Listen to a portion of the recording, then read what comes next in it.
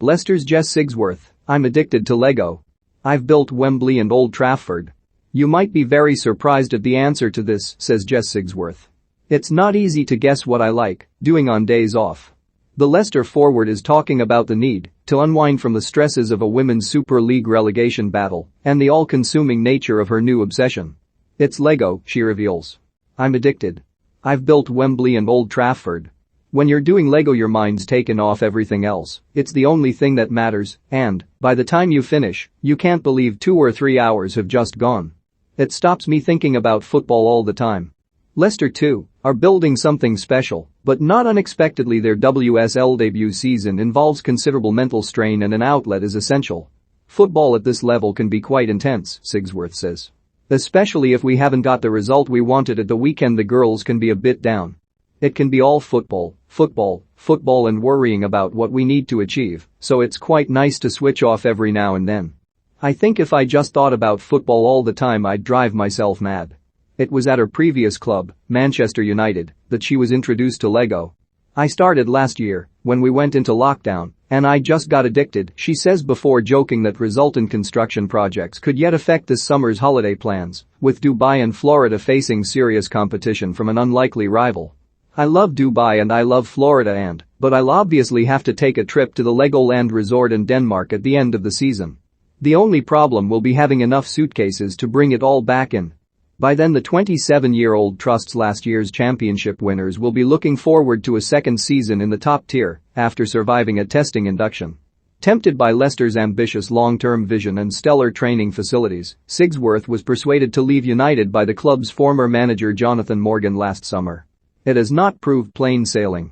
With the team then still lacking a WSL win, Morgan was sacked in late November and replaced by Lydia Bedford, a highly regarded 34-year-old Football Association coach, previously in charge of England under-18s. So far at least, it seems an inspired switch. Since the installation of Bedford and her vastly experienced assistant, the former England caretaker manager Brent Hills, Leicester have won 2 key games. Victories at home to Birmingham and Brighton have moved them off the bottom, 2 points clear of Birmingham, who occupy the sole relegation place.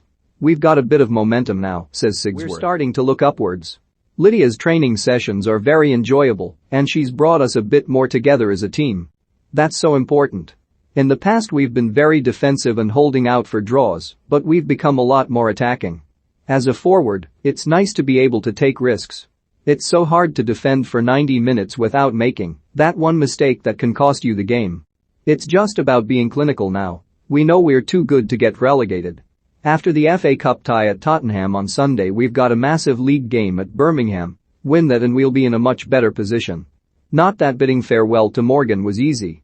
I trusted Jonathan a lot, he was a big reason why I came here, she says. All the girls got on with Jonathan, he's got a heart of gold and was great to work with.